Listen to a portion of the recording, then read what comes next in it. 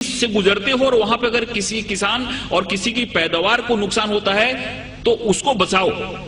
اس لیے 84 لڑائیاں ہوئی اور ان لڑائیوں میں کیول 1014 لوگ مرے. دنیا کا سب سے بڑا ریکارڈ ہے. اور جب پروفیٹ محمد جب مکہ میں آئے اپنے پورے سینکوں کے ساتھ، تو جس مکہ والوں نے ان کو اپمانت کیا تھا، جس مکہ والوں نے ان کو پتھر سے مارا تھا، جس مکہ والوں نے ان کی جان لینے کی کوشش کی تھی اور ان کی تکلیف کے چلتے ان کو ہجرت کرنی پڑی تھی، اس مکہ والوں کو انہوں نے پیار سے جیتا. اور وہ مکہ کی جو فتح تھی ایسی فتح تھی جس میں خون کا ایک قطرہ بھی نہیں بنا. پروفیٹ محمد کو جتنا اپمانت کیا گیا تھا، پروفیٹ محمد کے زندگی کو جتنی تکلیف دی گئی تھی، اگر وہ چاہتے تو جس سے میں انہوں نے مکہ میں پرویش کیا، مکہ کی فتح کی، اسے میں ہزاروں لوگوں کا قتل کرا سکتے تھے، لیکن ایک بھی خون کا قطرہ نہیں بہا اور بڑے پیار اور محبت کے ساتھ انہوں نے مکہ کو فتح کیا. اس سے یہ بات سامنے آتی ہے کہ شانتی اور امن اسلام کا مقصد ہے. تلوار اٹھائی انہوں نے، تلوار اس لیے اٹھائی کہ تلوار اٹھانے کا ان کو حکم تھا، مجبوری تھی تلوار اٹھانا، کہ اگر تلوار نہیں اٹھاتے تو مذہب کا قیام نہیں ہو سکتا. اور ہر ایک جگہ گیتا میں بھگوان شری کرشن نے ارجن کو کہا کہ تم لڑائی کرو، اگر تم لڑائی نہیں کرو گے تو دھرم کی استھاپنا نہیں ہو پائے گی. ارجن وہاں سے بھاگ رہا تھا. ارجن نے بولا کہ تیر نہیں چلاتا کیونکہ میرے سامنے تو ہمارے سارے ریلیٹیو بیٹھے ہوئے ہیں. بھگوان شری کرشن نے کہا کہ یہاں پہ دھرم کی استھاپنا کے لیے تم کو لڑائی کرنی پڑے گی، تم کو لوگوں کو مارنا پڑے گا. اگر تم نے لڑائی نہیں کی تو دھرم کی استھاپنا نہیں ہوگی. تو ایک وشیش پرستھتی میں ہم کو لڑائی کرنے کی بھی ضرورت ہوتی ہے. ویسے پروفیٹ محمد نے اگر لڑائی کرنے کی بات کی تو وہاں پہ کی جہاں پہ لڑائی کرنا مجبوری تھا، اور وہاں پہ اگر لڑائی نہیں ہوتی تو شانتی کی استھاپنا نہیں ہوتی.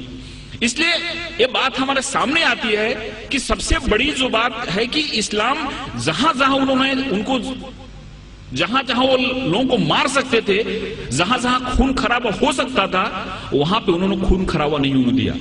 کبھی کبھی انہوں نے اپنے کو خود اپمانت بھی ہوئے.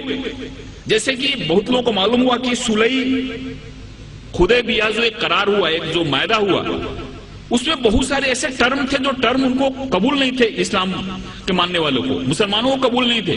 لیکن پروفیٹ محمد نے کہا کہ اگر یہ معاہدہ نہیں کرتا ہوں تو بہت بڑا خون خرابہ ہو جائے گا اور اس خون خرابے سے بہت لوگ مارے جائیں گے. اس لیے چلو میرا اپمان ہوا تو چلے گا، لیکن شانتی کے لیے، امن کے لیے میں قرار کرتا ہوں، جس سے بہت بڑی لڑائی ٹل گئی. ایسے بہت سارے ادھارن ہیں. ایک بار ایک یہودی کا جنازہ جا رہا تھا اور پروفیٹ محمد اپنے لوگوں کے ساتھ بیٹھے ہوئے تھے. انہوں نے جب جنازہ دیکھا تو اٹھ کے کھڑے ہو گئے. ان کے لوگوں نے کہا کہ یہ تو مسلمان کا جنازہ نہیں، یہ تو ایک یہودی کا جنازہ ہے. تو محمد نے کہا، پروفیٹ محمد نے کہا، کیا یہودی انسان نہیں ہوتا؟ یہ ساری چیزیں ہمارے سامنے آنی چاہیے. اس بوڑھی عورت کی کہانی معلوم ہے کہ اس کو ایسا لگتا تھا کہ یہاں پہ اسلام بڑھ رہا ہے. ایک محمد نام کا ایسا شخصیت ہے جو سب کو اسلام میں لے جا رہا ہے، اس لیے وہ گاؤں چھوڑ کے جا رہی تھی. اس کے سر پہ گٹھری تھی اور گٹھری اٹھ نہیں رہی تھی. ایک نوجوان آیا اور بولا کہ ماتا جی میں آپ کی مدد کروں، آپ چلو آپ کی گٹھری میں گاؤں کے باہر چھوڑ دیتا ہوں. عورت نے ان کو گٹھری دی اور وہاں سے نوجوان اس گٹھری کو اپنے سر پہ لیا اور گاؤں کے باہر گیا اور بولا کہ آپ ٹھیک ہے، آپ گٹھری لو، جاؤ. اس عورت نے پوچھا کہ کیسا نیک انسان ہے جو اپنے سر پہ میری گٹھری لے کے جا رہا ہے. اس نے پوچھا کہ تمہارا نام کیا ہے؟ انہوں نے کہا کہ مجھ کو محمد کہتے ہیں. جس کے ڈر سے بھاگ رہی تھی وہی انسان اس عورت کی گٹھری کو اپنے سر پہ لے جا رہا ہے اور اس کو مدد کر رہا ہے. اور اسی دن عورت اسلام میں آ گئی.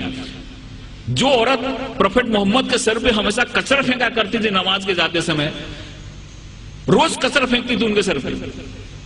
ایک دن جب اس نے کچرا نہیں پھینکا تو محمد جب لوٹ رہے تھے پروفیٹ محمد، تو انہوں نے دیکھا اور پوچھا کہ عورت کہاں ہے. لوگوں نے کہا کہ وہ بیمار پڑی ہوئی ہے. وہاں پہ جا کے انہوں نے اس کی طبیعت پوچھی.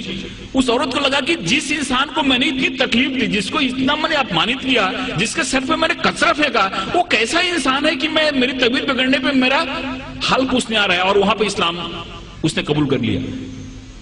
ایک چیز لوگوں کے سامنے آنا چاہیے، یہ جو تحمل ہے، یہ جو ہماری سہیشونتا ہے، یہ جو ہمارا ایک انسانیت کے پرتی پریم ہے، یہ حدیث میں اور پروفیٹ محمد کی جو سنت ہے، یہ جب ہمارے لوگوں کے سامنے آتی ہے تو ہم کو سمجھ میں آتا ہے.